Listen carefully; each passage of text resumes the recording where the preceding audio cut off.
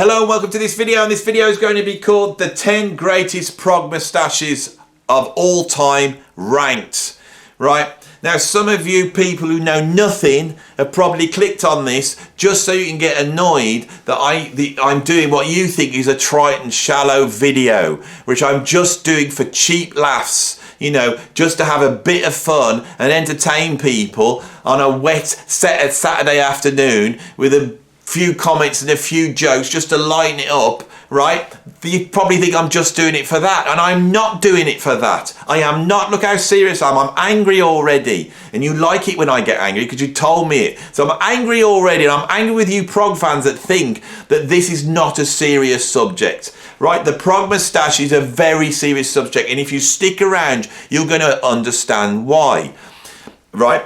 The moustache, right? The moustache. I have a moustache, but my moustache is augmented by my goatee. I haven't got the guts to just have the moustache on its own, right? It takes guts to just have a moustache, right? In the 70s, this denoted masculinity at its finest. People like Burt Reynolds emerged. And they did the thing of promoting the testosterone that they possessed with a good, strong, healthy moustache. This then later gets taken up by gay culture, right? And we see the moustache really as a badge of honour for homosexuality, which I think shows the power of the moustache to transmit all sorts of messages about power, sexuality and maleness, right? Okay, so of course, when rock emerges in the late 60s, the moustache is going to become a key component in the development of that genre. Right, but if you look at other parallel music genres, if you look at funk and reggae, if you look at soul, there is moustaches there. They are there, but never so much as we get in the genre of progressive rock. Progressive rock offers a panoply of strong moustaches, and what's interesting is that when we look at when artists are using the moustache as a focus for that male energy, they are often creating the greatest music that they ever have done in their career. And I'm going to try and show you on the video that I think what it is that we live in a world where masculinity is now frowned upon, it's diminished, and we all have to be in touch with our feminine side. But the truth is that anyone who's watched all the Jordan Peterson videos, and we now know as middle-aged men that we can now feeling that we can get back in touch with our masculinity.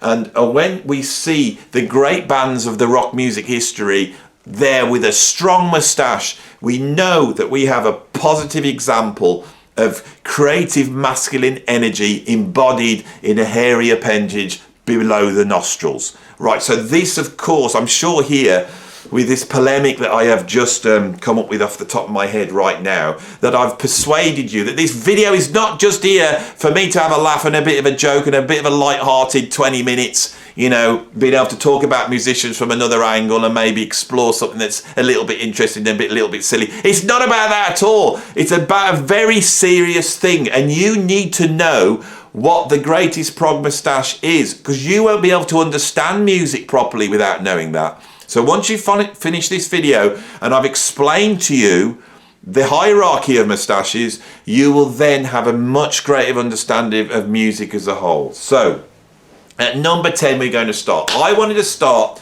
with a classic prog moustache. There's a number of different types and anomalies when it comes to prog moustaches. Right, we have the walrus, right, which would be like that part. If I shave this bit off and I just had this bit here, you know, the bit that comes down here, that bit there, we have that. It's like Hulk Hogan, the Hulk Hogan we could call that. We'll call that the Hogan, the walrus. There's that type. Rarer is what I call the Jimmy Edwards. Now, Jimmy Edwards is a British actor that I know of, and anybody who's a true progressive rock fan should know Jimmy Edwards. If you don't know Jimmy Edwards, then you are a lightweight progressive rock fan. Sorry, go and Google Jimmy Edwards and check out that moustache, which comes across like this, and I'm going to call that the Jimmy Edwards, right? Those are the two basic prog moustaches. What we have with at number 10, I have your basic strong prog moustache, and I think that's best represented by someone that does not get credited as being a progressive rock musician, but I've argued it on this channel a number of times that I think this guy needs to get his prog plaudits, and that is from Deep Purple, John Lord. There's nothing stronger than the long dark hair, especially if you have a fringe, long dark hair and then a moustache. That for me is a classic 70s prog musician look.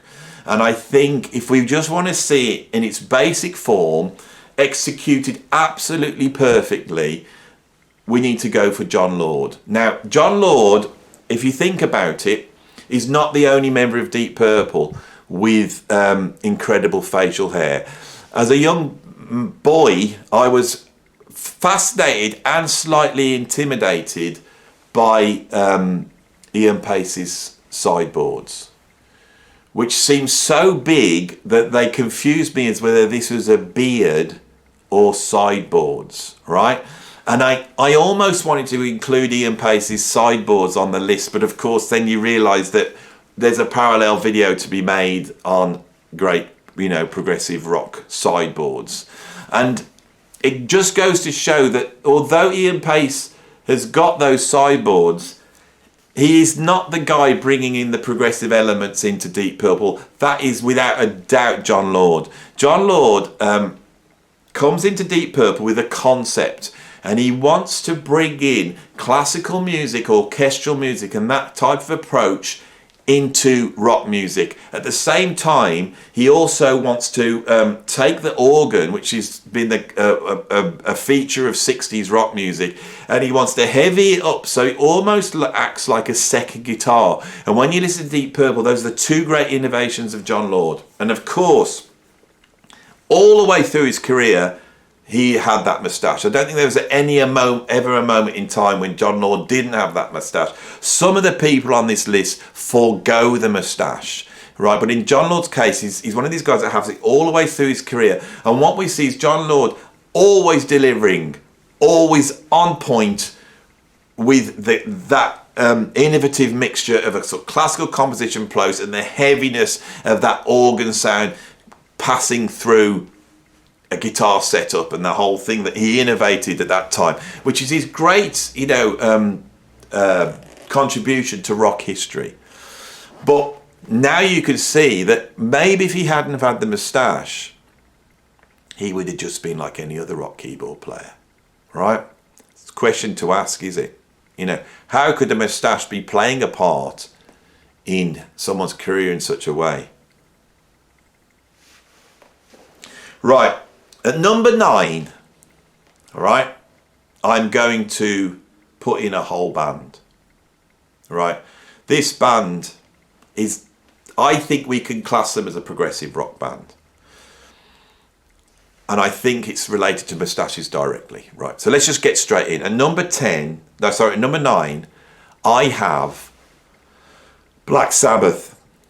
Not just one member, but all of them, okay?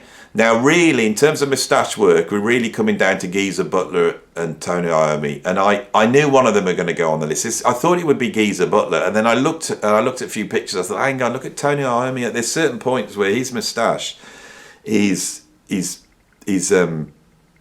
quite magnificent. Of course, here we now. I'm introducing the concept of the walrus, the Hulk Hogan. All right. If we see the moustache as being the embodiment of male creative power, which I believe it is, right, and we see rock music as the embodiment of male creative power, which I think it is, all right, because there's not that many ladies, especially in the early history of rock music, there's not that many ladies there, and none of them have moustaches, I don't think. Do they? I'm trying to think about Heart. Anyway, so if we imagine that there, this extension down here is going into the beard territory isn't it? This bit here. As soon as we start to cultivate the walrus, now the walrus is undoubtedly a moustache, but as we expand it out, so see, I do possess the walrus there. I have got the Hulk Hogan, but I've got this here. So mine is in a safe, you know, a goatee. This sort of thing. Everyone's got that nowadays. There's nothing special about that. You know, I haven't got the guts or the male power to go and shave that off and just rock this bit here. The guys in Black Sabbath have. And that extension of the moustache could almost be seen, not almost, it is. It's a metaphor for progressive rock itself. You know, we have the boundaries of rock embodied in the moustache, and as soon as we start to push against those boundaries, we have what we could describe as a progressive moustache. And we're going to see this over and over again. The walrus is the classic progressive moustache. Is it a beard? How far do we have to go? It's a little bit like Ian Paice's sideboards, right? We're going to get onto those when we get onto the Jimi Edwards, which we will be there quite soon. But yeah, we've got with Black Sabbath some incredible moustache work there from Geezer Butler and Tony Iommi, and almost through the whole of their career we've got that going on. You know, I did meet Tony Iommi the other day, and I saw him up close, and that moustache is still there. He's never let go of that moustache. He's got it augmented with other beard features, but there's still a strong moustache there. He's still able, you know, it is incredible late age to still, you know, utilise the moustache in a rock context, which I think is pretty important. What's interesting is Black Sabbath come out, they pretty much invent heavy metal, and then they do move towards progressive rock. I think it starts to happen on Black Sabbath Volume 4. By the time we get to Sabotage, Sabbath Bloody Sabbath, they are exploring progressive rock without a doubt. Would you all agree? Now go and check it out. That's the point when Bill Ward starts to utilise a moustache. So now we've got 3 members of the band all rocking these incredible moustaches, you know, and I didn't know which one. I think they're all so important to the history. So I've decided to represent all 3 of these moustaches with a picture of Bob Carroll G's. So there's a picture of Bob Carroll G's, and hopefully that will represent the power of the 70s moustache as embodied by the proto-heavy metal band Black Sabbath. And if you look at his friend Spit the Dog is basically a big, dark, menacing moustache, right? 70s moustaches have to be black. As soon as you get the grey in, they lose their power. They need to be able to suck in the energy from the sun through their blackness, right? At number 8, from Pink Floyd, I have Nick Mason. You know, now Nick Mason might not be the greatest progressive rock drummer. He might not possess the sort of virtuosity that we associate with a Bill Bruford or another drummer like Phil Collins. But neither of those had a moustache like Nick Mason. Right, so even though he doesn't have that sort of chops, he can barely keep 7/8 together on that track off Dark Side of the Moon Money or whatever it's called. Even though he can barely keep that together, look at that moustache. Just look at the power of that moustache. This is the walrus, and it's greater than anybody in Black Sabbath. You know, there's strong walruses in Black Sabbath, but nothing like Nick Mason's. Nick Mason's is a strong, healthy walrus rocking there at the back of what has become perhaps the biggest, most successful progressive rock band in history. Right? What would have happened if Bill Bruford had grown a moustache like that? What would have happened? Was he able to? That's the question. Right, he might be able to play in 17/16 and all those linear stuff and all that stuff, but can he grow a moustache like that? That's the question. Right, every time we see a moustache cropping up like this, we see the power of a band that is able to rule the world. Right? And here's a case in point. One of the greatest progressive rock bands of all time, Genesis. Right, Genesis were rubbish until they got some decent members in, weren't they, really? Let's be truthful, they were rubbish. And then when they go and get Phil Collins and Steve Hackett in, they get really good. And Steve Hackett comes in, and Steve Hackett, he's sat down. He doesn't need to stand up and play. He doesn't need to run around and show off. He's sat down. And when he first comes in, he is rocking an incredible prog moustache, which I think we see here now, the utilisation of the Jimmy Edwards. So rather than coming down here, that moustache is now going out towards here, and it's about to meet up with sideboards. They're going that way. Remember, Ian Pacey's sideboards are growing down, and they're trying to meet up with the moustache. They're trying to go into moustache territory. This is a really important point. But the Jimmy Edwards is trying to move out, and it's going to eventually, if it keeps going, it's going to turn into sideboards if we're not careful. Steve Hackett here is a classic example, early example of the use of the Jimmy Edwards in a progressive rock band. Of course, we all know when Steve Hackett had that moustache, Genesis were good, weren't they? As soon as he gets rid of it, what happens? They turn rubbish. Peter Gabriel leaves, and before we know it, oh, what's happened? You know, bloody invisible touch. All right. Now I know when they did an invisible touch that I forgot the guy that plays bass in Genesis. Oh, this has happened before when I forgot Tony Banks. Remember, I forgot Tony Banks. So you won't remember, because some of you might remember. I forgot Tony Banks. This happens with Genesis. I'm cursed. Right. So the classic Genesis lineup would be Peter Gabriel on vocals. It would be Phil Collins on drums, Tony Banks on keyboards, Mike Rutherford, I didn't need to look it up, Mike Rutherford in the 80s, there's a moustache there, but he's hidden it with it. It's like me. If he'd have just shaved it off and brought out that thing, maybe we wouldn't have had all that awful 80s pop music that all the yuppies liked, that made us hate Genesis. Right, at number 6, right, I have an anomaly. I told you I would have an anomaly.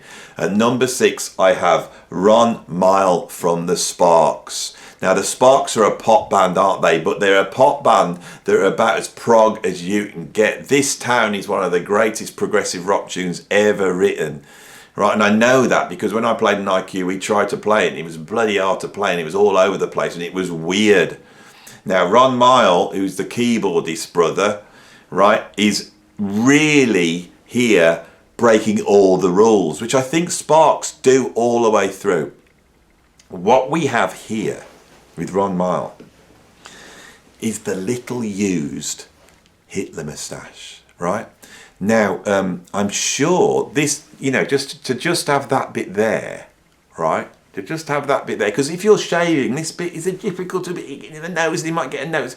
So it makes sense just to take that bit out and then just have a very brief underline of the nose. It's aesthetically pleasing, right? And I'm sure before Hitler came out, this moustache was probably quite a popular choice of moustache. But I think what Hitler did, amongst many things that weren't great, one of the things he did was basically, it's like he took out the use of this moustache from, you know, normal use, including the use within progressive rock. Okay? Charlie Chaplin also utilises the Hitler moustache. And I bet Charlie Chaplin was annoyed when Hitler got popular. He's like, bloody hell. Now I've got a trademark Charlie Chaplin moustache, and Hitler's got the same moustache, and it's ruined.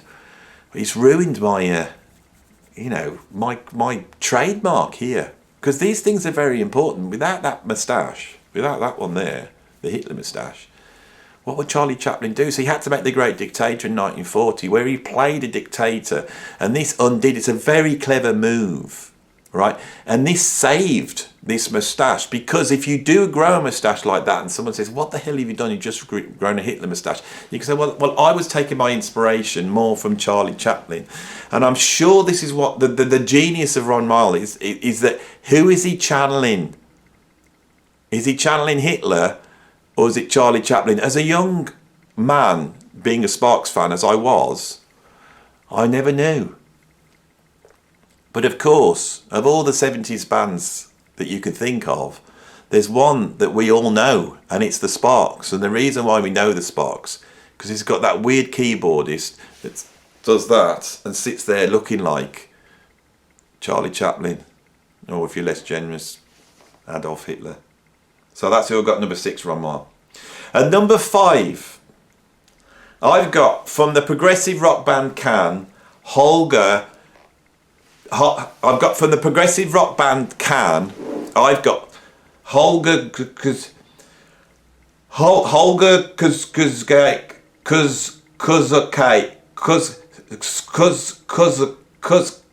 I've got that bloke from Can, the bloke who created Can, right? Andy, what about Can? You never mentioned Can. You never mentioned Faust. You never mentioned Magma. You never mentioned Tangerine Dream. No, because I don't listen to them and I don't know anything about them. Right, all that Euro prog, I don't know anything about. I have heard these bands. I checked them out when I was a kid and I didn't hate them, but I didn't particularly like them. That was just all right, meanderingly sort of bad improvisation that wasn't on the same level as Weather Report or Bitches Brew. That's what I thought. I'm probably totally wrong. Probably wrong.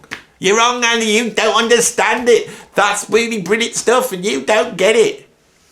Right? I don't get it. But the one thing that stuck in my mind was those European progressive rock bands, the ones that just sound like Weather Report or Bitches Brew, but without the sort of soulfulness, you know, and the interminable improvisation that just goes on and on and on, you know, that type of thing. I think, oh my God, I could be listening to Wayne Shorter, but I'm listening to this guy sort of struggling with the early synthesizer for 20 minutes, you know. You know those bands, you know. When I checked out those bands, I was really impressed by the moustache work in those bands. And I'm pretty sure that these bands shouldn't even be known. They shouldn't even be known. They should have been passed into history as some obscure, weird, improvisatory, meandery bands with no vocals that nobody really got, you know, unless you were on a ton of drugs, and then they were probably absolutely fantastic. But the reason why they probably achieved the success they have, and we're still talking about them, is because the huge moustache work, and I'm aware of this. And when I came to do this video, never before on a prog top 10 has any of these bands ever got on my list ever. I've never put Magma or Can or Faust or Tangerine Dream. They're the only ones I can say, and the other ones that are there that are similar that I don't really know. I'm not a fan of those, but I don't hate them. Honestly, I don't hate them. Don't think I hate them. If I had a choice between a whole ton of normal albums and a Can album, I'd listen to the Can album. Jackie, it's that. I can't say any of the names. That's why I don't talk about them. I don't talk about it because I can't pronounce the names. That's it. They're brilliant. They're brilliant. And they have brilliant moustaches, and the best moustache in the whole European prog, Noi, whatever it's called, that everyone, I don't know what it's called, all that, I can't say any of the words are too hard to say, that's why I don't talk about them. But the best one is that Holger Czukay from Can. What a moustache. And the thing that makes it great, there's nothing great in a progressive rock band than to have long, we're going to talk about this, long hair, fringe, square glasses, big moustache. Right, that is the best look you could have. Modern prog bands, you're going wrong. My band's going wrong. We're all going wrong. Nobody understands it. This is what makes all the new bands crap. They're all bloody crap. They produce too much. There's too much quantization. Nobody bloody really plays on them. They all just, you know, try and copy a bunch of old bands and they don't get anywhere near it. And then when you finally get down to it and you buy the album by some modern progressive rock band and you look on the back for the moustaches and the fringe and the square glasses, no one's got it anymore. This is what we need to bring back. Once we bring that in, once we've got musicians in the studio with a proper big moustache and a big black glasses and a fringe and long hair, once we have those in, they're not going to be prettifying themselves with quantize and autotune and let's chop that bit out because I went a bit wrong there, and let's stretch that bit in and make that right there, and rigging up the bass player. Have you got your bass part yet? No, I've only been spending 3 months in my bedroom recording it for you, note by note, but I'll email it over so you can stick it into the mix with no feel whatsoever, and then use a computer to quantize it and print it up. No one with a decent moustache is ever going to do that, are they? No, they are not. You are not. If you've got the guts to go out walking down the road with that walrus, with the black glasses, with the fringe, with the long hair, if you've got the guts to look like that, you're not going to sound pretty yourself up with a whole ton of bloody quantize and bloody autotune. Oh my God. Holger, because he's dead now, this bloke. He's dead. I looked him up. He died a few years ago. We need these blokes back. I might not be able to say their names, so I don't mention them on the channel, but that shouldn't stop us. Go and find them. Go and find where these guys are. And if they shave their moustaches off, if there's some 80-year-old bloke sat there with no moustache, sat there, you know what's happened. Tell them, old proggers, grow the moustaches back. Come and save modern prog. Bloody hell, before we get into a real bad situation here. At number 4, I have the greatest exponent of the walrus, the square glasses, the fringe, and if you can take that fringe up, it's even better. You've got that short fringe and then the long hair, long, dark, straight hair. If you can get that right, then that is iconic prog power, right? And at number 4, I have Mike Ratledge from Soft Machine, right? Soft Machine, right? They're like a British version, ersatz version of Frank Zappa and the Mothers, aren't they? Pretty much. You know, they haven't quite got the improvisatory power of you know, proper jazz fusion musicians, but they're there early on, so they've got a credit for being, you know, there at the beginning. But nobody really wanted to ever listen to Soft Machine, did they? No, they didn't. No, they didn't. And they slowly moved to their sort of 70s version of plodding jazz fusion, where they get into a riff and then they just lock into it and then they just solo over it endlessly. Alan Holdsworth turns up in the 1970s, and Alan's bloody brilliant because he always is, and everybody likes Bundles because Alan Holdsworth's on it, but nobody listens to anything else by them. And as they move from that sort of Frank Zappa and the Mothers, you know, British version, which don't work, to getting Alan Holdsworth in, and they do a whole ton of albums that nobody really wants to listen to, do they?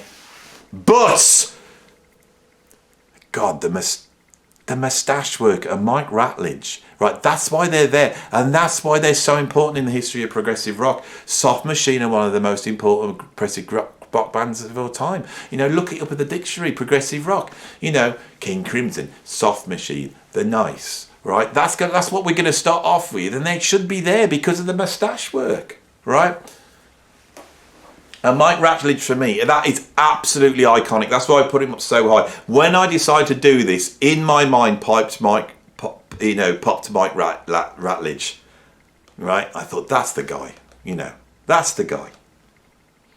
At number 3, we have probably the finest example of the Jimi Edwards, the moustache that comes out and goes to the side, and it is rocked for a certain period of time by one of the greatest progressive rock musicians in history, and that is, of course, the incredible Neil Peart from Rush. And we all know that Rush are brilliant, and we love Rush. And we love Rush because they made a bunch of albums in the 70s that were bloody brilliant. Then they carried on, right? He kept his moustache going, but at some point the moustache went. Somewhere in the 1980s that moustache went, right? It was probably eradicated by a thin pencil tie.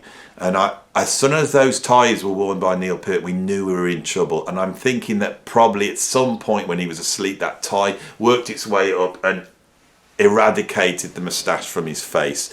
But if we go back to the mid-70s where they were making proper progressive rock albums that we all love, go and have a look at the picket, go and have a look at him on the back of 2112, right? Their peak, their summit, their greatest moment and check out what they look like on the back of that album. But it's obvious that Geddy and Alex do not have the Cypress testosterone to be able to muster up anything resembling a progressive rock moustache. But Neil Peart is there rocking perhaps one of the greatest progressive rock moustaches of all time, the Jimmy Edwards, and it's extending out like this, and it can only go one way, and that is to full out and go up here. Well, then where does it work? Go with it. But he's got it absolutely under control, and this is what makes 2112 their peak in terms of progressive rock, is because of that moustache. He's still rocking it on Farewell to Kings. I think he's still got it on Hemispheres, right? Has he got it on Moving Pictures? I need to check this out. I'm sure it's Signals when he bloody loses it, isn't it? Right? And anyone who's followed this video to this point, the chances of being able to find Moving Pictures now, if I'd have known about this, right, then I would have... Right, I'm going to switch the camera. I never do this. I'm going to switch the camera off. I'm going to find Moving Pictures, and I will be back with basically the what do you call it? The conclusion of this video. So wait there. Wait. Just wait. You're going to get a cut in an Andy Edwards video.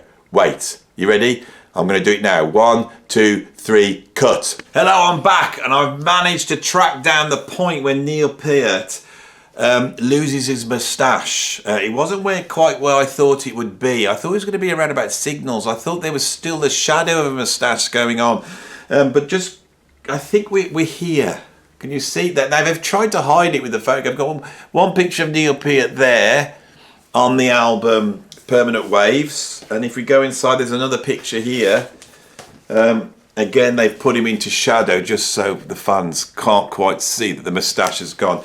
But I think we can say that there's a definite change with Rush around about Permanent Waves, as we see them saying goodbye to the prog, perhaps, or the beginnings. Maybe they're still running on residual moustache energy, even though moustache is not there. Maybe the power of the moustache can last for a while, but won't last forever. But I think that's definitely the case. I'm going to have to log back in to my computer to get the last two places. So who have I got at number 2? Well, this guy might not be a prog musician as such, although he has played in one of the great prog bands, but in terms of moustaches, we probably have one of the greatest prog moustaches ever. And that is, of course, at number 2, Lemmy. Lemmy is an example of the Jimmy Edwards moustache that has actually stretched and joined up and become part of the sideboard arrangement. We have the full weight here, and then of course with Lemmy we then have those two big, over here we have those two big spot things that he has on his face, that then he's actually been able to use the facial hair to move around to accentuate those two big spot things, which of course, you know, nobody on this list has gone anywhere near this level of work in the moustache area. I would say that Lemmy's prog credentials come entirely from his time in Hawkwind, one of the great prog bands. But of course, when he leaves that band, he forms Motorhead, and Motorhead are almost like the apotheosis of prog. You know, they represent just pure unbridled rock and roll visceral energy. You know, but can you imagine anybody on the other side of prog, anyone from the punk world, ever having a moustache like that? Can you imagine, you know, John Lydon or Joe Strummer being able to sport the same type of moustache that Lemmy has had for the whole of his career? And I think that in himself, despite what he's done, you know, the fact that he's not really a progressive rock musician, he's not a progressive rock musician, but that moustache has got to be the most prog moustache in music history, which has put him at number 2. So of course you're wondering, who is at number 1? Who could possibly be at number 1? Of course, I'm going to pull him out here. At number 1, the greatest progressive rock moustache, the iconic facial hair sported for the entire career of one of the most important progressive rock musicians on the planet, the guy that probably invented progressive rock, and the guy that was at the cutting edge of progressive rock until he died. And that is, of course, Frank Zappa. Here he is. Look at that moustache. Now, even without this, we can see that that is a damn powerful moustache. Look at it. Zappa has the nose, right? I have a similar nose, you know. This is you know, but look, I've got a big nose, but it's nothing compared to Zappa's nose. This is you see that there, but there, and he's got an impressive nose, you know, and that nose comes jutting out over the moustache, and then a huge amount of space.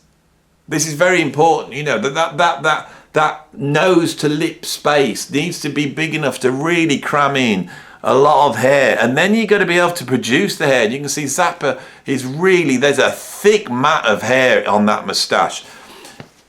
Just moving, didn't go too far, but just moving towards the walrus, a little bit of the walrus is always just coming down, branching down, right? But of course he has what he called the imperial here, and that turns his moustache into an iconic moustache, right? This is probably the only musician on the list where we could just draw the moustache and we would know who we're talking about. Frank Zappa, right? So I think if we really think about it, Zappa is making progressive rock in 1965, you know. He's releasing it in 1966. He invents the genre. He takes the genre forward. He's the only American progressive rock musician that we can bother to be talk about. You know. There's Todd Rundgren. Has Todd Rundgren ever had a decent moustache? Don't know. That's a bit of research. You know. Did he have a moustache around the Utopia era? If he had, then my argument is watertight. But I think without that, you know, there are musicians that have been able to make prog without a moustache. Keith Emerson comes to mind. But on the whole, to at least have some member, you know, rocking an iconic moustache. But when it comes to Frank Zappa, we have the most iconic moustache and probably the most progressive musician on the planet. Do these things not go together? Right, so I think I've got to the end of my video now. I hope you enjoyed this. Those of you who got to the end, please remember that my videos are for entertainment purposes only, right? Nothing I do I recommend that you do at home. You know, I am doing this under professional supervision. I know what I'm doing, right? And these videos are for entertainment purposes, right? So if you were entertained by this video, and if you got to hear about some progressive rock bands you like in a different way to the way I normally talk, then my job here was a success. But I am just letting you know that this was a joke. Okay, just so you don't have to get really angry and have a go at me. And I will do this every now and then. You know, I will do stuff that, because it's silly. Because the world needs to be silly. Right? And I have just been silly for about 25 minutes. So if you like this, right, and I won't do it all the time, but every now and then you're going to get me being silly, right? And if you like me being silly, please like the video. And if you want to see more of my videos and some of the serious ones and some of the deeply philosophical ones, and every now and then a silly video just to remind you that this is just music and it's not, you know, brain surgery, it's not life and death. Right, which is very important, you know, to remember. Then, you know, subscribe, hit the notification bell. And if you want to go deeper into my weird and wonderful surreal world of progressive rock, jazz fusion and other silly music, then you could become a Patreon, right? And if people come to my Patreon, they will find a whole ton of content. I'm not going to promise it's all funny. I'm not even promising that this was funny. Right? God knows what this was. Right? But in the end, it is possible to do a prog top 10 on absolutely anything. And what is the next prog top 10 I'm going to do? Because you know, if you look last week, I did some very serious videos on my favourite singers. We talked about the song. The song is so important to music, and I did some very serious videos where I tried to explain the history of singing and looked at female singers. These videos have been the worst viewed videos ever. on my channel for a long time, and it worried me. So this week I've tried my best to deliver what people want, and this is a prog top 10, and I've given it what you want, me going through the top 10 prog somethings, right? I cracked a few jokes about the fact that people only really come here to watch prog top 10s, and I used an example, the top 10 prog moustaches and the top 10 prog waistcoats. And I went away and I thought, wouldn't it be actually funny if I actually did one of those videos? I can't help it, sorry, I'm mischievous like that. So just for those of you who got to the end of the videos, I've just tried to explain why I just did this. And so anybody who is exploring the conceptual continuity of my channel, of which there is a ton of conceptual continuity, will somebody be watching a video where I mentioned prog moustaches, and then there's the video there where I actually did it. And there's something about that that entertains me and gives me satisfaction in my job, being a YouTuber for you lovely music fans. Okay, so I'm going to go now. Thanks for watching. Hope you liked it. I'll see you on the next one. And if you want me to do the prog top 10, anything else in the comments, what else could we look at? Prog top 10 footwear, right? The 10 most prog smells. How about that? The 10 most prog smells. Right? When prog musicians go bad. That would be a good one. God, I hadn't thought of that. You see? You think sideways out of the box, there's a whole remit of... I thought I'd got to the bad. I thought I'd done best prog album, best prog single, best prog cover, you know, best prog bass player. And I thought I'd exhausted every single one, and now here... I'm opening up a whole new realm of prog for you. That's what you want, isn't it? So in the comments, what else could I do? The top 10 prog what? You know, you could have prog could appear absolutely anywhere, can't it? If you think about it. You know, prog could appear anywhere. You know, in Star Wars, who's the most prog character in Star Wars? Well, it's got to be Obi-Wan Kenobi, right? He's got a white goatee beard, virtually got a moustache. He's wearing a cape, right? And he's got to be the most prog one. But what would you think? You know, so we could do this. There's a prog outlook in the world. That's why we're all here, isn't it? It's to view the world through our little prog glasses, which should be square and should have a big walrus moustache with the fringe and the black hair. But no, that's what makes us prog. See ya. Bye.